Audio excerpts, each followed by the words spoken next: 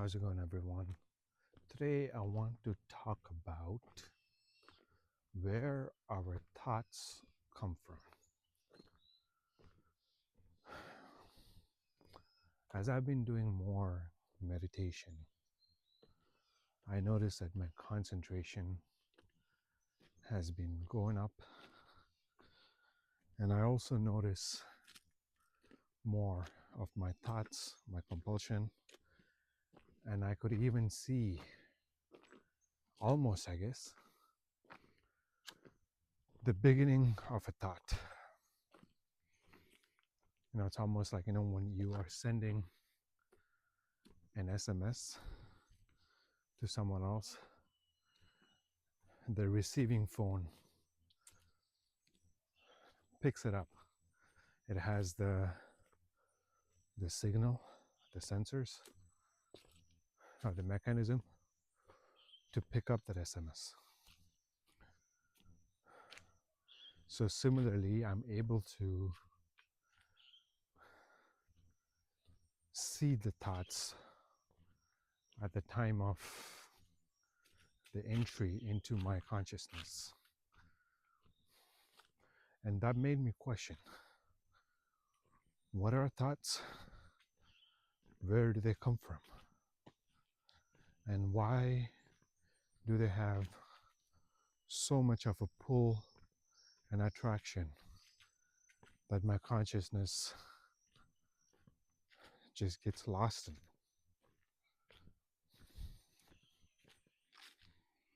1 minute, I'm just focusing on my practices, my pranayama techniques, my breathing techniques. I'm one with my breath. I'm one with my consciousness. I'm one with my awareness. And all of a sudden, a thought just comes. I'm getting more stronger to deal with it, but I'm noticing that how easy it is for our minds to just get lost in the thoughts. And once you get lost in it, it's almost like you are lost on the shorts feed. If you're watching, I guess, online videos, you know the sensation that I'm talking about. You just think that you're scrolling one short video, and before you know it, 20 minutes has gone by. So similarly, the thoughts are like that. Once you get lost in one thought, the next thought just keeps on coming and coming and coming, and before you know it, 5 minutes has gone by, and then you hear the bell. Oh, I'm supposed to be meditating. Why am I get lost in these thoughts? And you shouldn't beat yourself up even if you get lost in thoughts. That's what meditation is about. It's about teaching you to be conscious of what is happening. And believe it or not, it's not just happening during your meditation. That is the state of your mind 24/7. Meditation just shows you how these thoughts, how your mind, or how I should say, how your consciousness is pulled down to your mind, pulled down to your thoughts, and you get lost in it. Master Yogananda says, or Patanjali, the main goal of meditation is to withdraw from your senses and to achieve one-pointed concentration of consciousness, of your awareness. When you go to sleep every night, you unconsciously practice deep meditation. Somehow your body knows how to withdraw from your senses, from your sight, from your hearing, from touch. That's why when you fall asleep, you are gone. You are lost. But that same mechanism that happens while you're sleeping, turning off your sensation, can be done consciously as well, through specific breathing and pranayama practices. Even as you may practice those exercises at the beginning, because of your lifelong habits, because of not being disciplined with where you're putting your consciousness, because of the existing neural pathways of your habits, when a thought comes, we have already trained our consciousness to just give it attention. To give you a simple analogy that comes to my mind, let's just say that you have a phone and you're receiving all these messages, incoming SMS. Think of yourself as being hypnotized in a way that whenever you hear the SMS coming in, the bill coming in, you just pick up your phone right away. People are doing that even without hypnotism these days. When the phone rings, ding, they're like the Pavlov's dog answering the bell. But sticking with this analogy, every single time, let's just say you're getting, this is not an ordinary SMS. Let's just say there's this crazy person out there that is sending you SMS every second. Every second there's a ding, ding, ding, ding on your phone. And you are hypnotized. Whenever there is a message, you're hypnotized to immediately drop everything that you're doing to picking up your phone and to answer that incoming SMS. That's what's happening with your thoughts. Your thoughts are coming from somewhere to your mind, and your consciousness, because of undisciplined system, you are easily lost in it.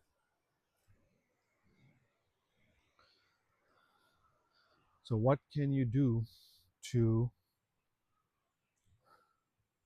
overcome that?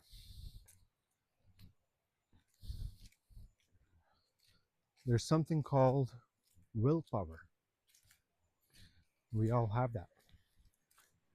When we use that every single day, you may be using it consciously or unconsciously, but conscious willpower is the key to overcoming any addiction, any external pull, or any sort of new habits that you want to pick up or you want to implement, or any goal you want to achieve in your life. You need to exert conscious willpower. And that is the key, and that is the answer to your undisciplined mind. And how do you use that? When a thought comes, when you are conscious, you have the willpower to decide if you want to give attention to that thought, or you want to bring your focus to whatever you're focusing on. It could be your third eye, it could be your breath, or it could be any other activity that you might be doing during your day-to-day life. And let's revisit the analogy of the hypnotized person answering every single SMS that's being sent every second automatically on your phone. And let's just say that with the snap of a finger, that person becomes unhypnotized. And all of a sudden, they see all this SMS.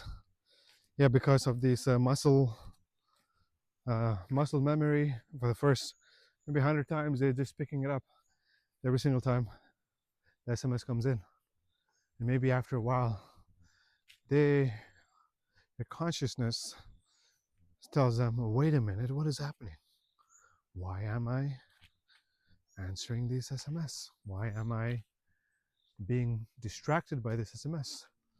I need to focus on my business. I need to figure out my life. I need to just enjoy the world. I need to enjoy the peace. So the next time the SMS comes, of course, there's a pull off that person to pick up the phone and check because of the muscle memory, because of the neural pathways. But now the conscious person has the willpower in his or her hand to decide, do I want to give in to this urge? I'm picking up the phone. Or, you know what? I'm using my willpower. I'm the king inside, or the queen inside. I'm the master of this inner kingdom. No one is. I'm the king of this inner kingdom.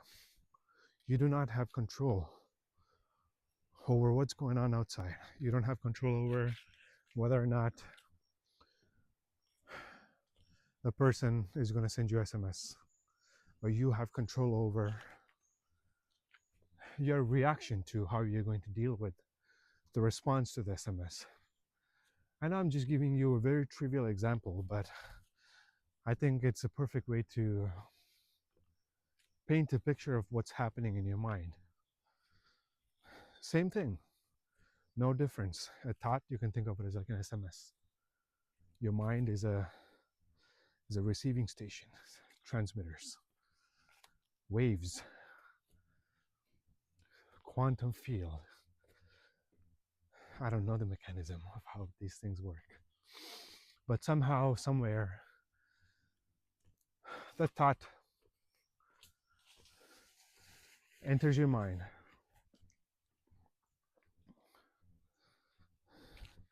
and you, as the conscious being that you are, with practices of meditation, with the practices of pranayama, with the practices of intense concentration, you will gain the power to deal with those thoughts. Whether or not you want to continue to give power over them, or you use the willpower to say, hold on a minute, that thought is coming, I can see it, I'm not going to give it focus. It doesn't mean you resist that. It doesn't mean like, oh, you resist the thoughts coming in. You know, when an SMS comes in on your phone, you cannot resist that, right? You cannot stop the SMS from coming in. It's already there. So what do? You can see it. You don't have to open the SMS. You can just see it. You're just not interested. You're just not interested in responding. And same thing with thoughts. The thoughts come in, you don't have to dive deep into like where it came from or what it is. You just see it is. You just see it for what it is. A thought is a thought. A good thought, bad thought. There's no judgment. And you just let it go. And you do that over and over again, exercising your willpower. And that's how you gain control over your inner dominion, your inner kingdom. And it's easier said than done because I forgot to tell you something very important. A thought just doesn't come by itself. A thought accompanies an emotion. A thought invokes an emotion. So the two things come into play.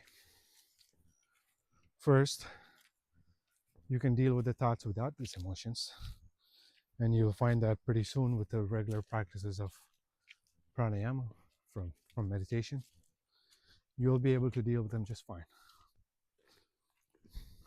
But these thoughts that comes with emotion, or that triggers memories in yourself, that triggers samskaras. Samskaras are your, you can say, your traumas that you have been hiding or you've been suppressing because you don't want to deal with it. Something will trigger that, whatever you're storing in there. It could be anything. It could be social media, something you see. It could be a person. It could be an event in your life. Life will trigger whatever happens. It could even be dogs. It could be like drivers in front of you.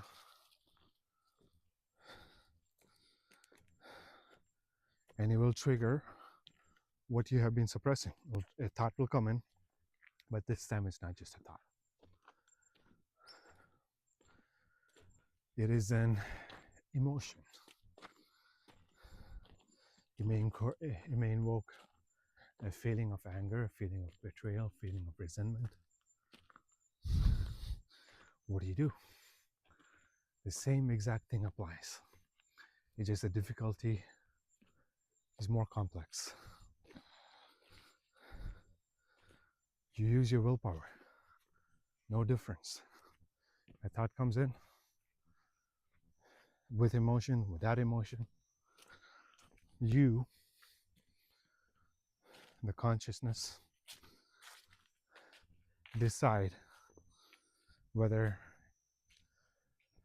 you give any power to it or you don't. When an emotion comes, what do? Are you not supposed to feel those emotions? Are you not supposed to analyze where the emotion came from? No. There's no supposed to or not supposed to. There simply is watching. When waves come in the ocean, some waves are bigger, some waves are smaller. You don't analyze, oh, why is this wave big and why is that one small? Similarly, when you are in the seat of your objective awareness, of your consciousness, whatever comes in, a thought comes in, emotion comes in, you can gain the clarity and the space inside through regular practices of meditation.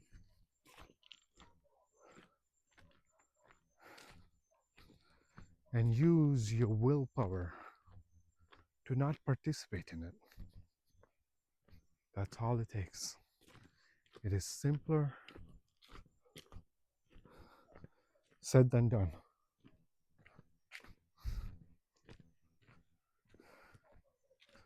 But that's what the entire practice of yoga is about. Yoga is not doing some body stretches and doing warrior poses and bow and arrow and all that. They are great to help you release those energetic blockages you have stored in your body. It helps promote more blood flow. So you're able to, when emotion comes, you feel it in your body, right? You feel it in your heart, you feel it in your stomach, you feel it in your back, you feel it in your neck, you feel it in your head. That's what the physical aspect of yoga is about. It helps you release those pain. And there's the mental and the emotional aspect of yoga. That's what's most important.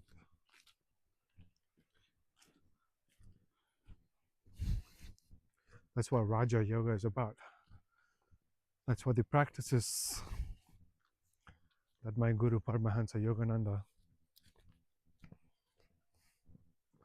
has created to help you deal with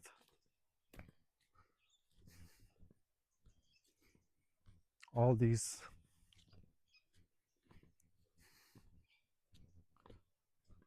elements of a human life.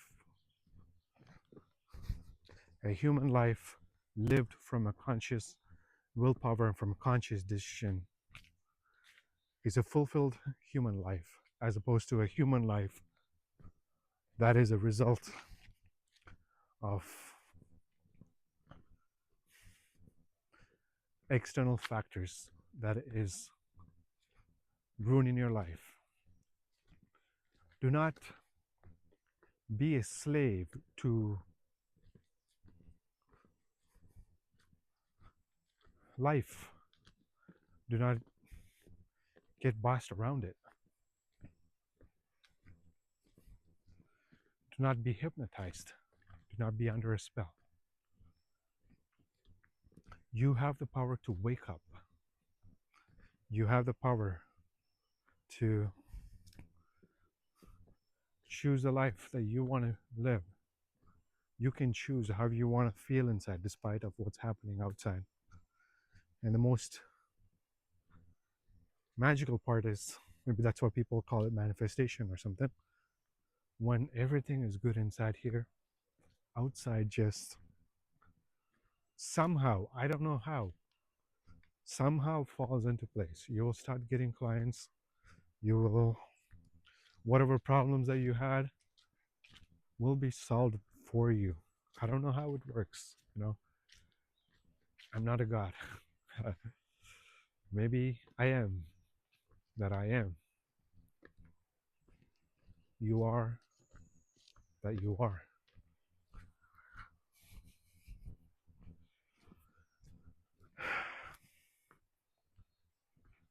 Some things for you to think about.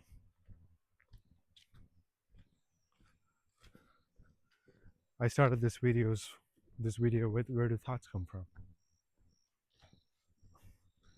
And the answer to that is, it doesn't matter where it comes from. It's about, as it enters here, your mind, what are you going to do with it? When you stop responding to those thoughts, when those thoughts do not get any juice from you, they stop coming. Similarly, when someone who keeps texting you and you don't text them back, they'll eventually stop texting. So just like that, you can take control of your life with your willpower and practice some sort of meditation every day. Even if you can just spare 5 minutes, that's all you need. And there's no good meditation, bad meditation. Do not beat yourself up that you got lost in the thoughts. I've been doing meditation for over 10 years now, and I still deal with all that stuff. It's all about just progressing, exercising your willpower, and you will see that how much it transformed your life. And I'd like to end this video by spending some time in the river. If you have watched this long, thank you, and I appreciate it. If you can subscribe, or if you can like, that's great. And if you can also share it with your friends, that's amazing too. Let's sit and meditate for a while.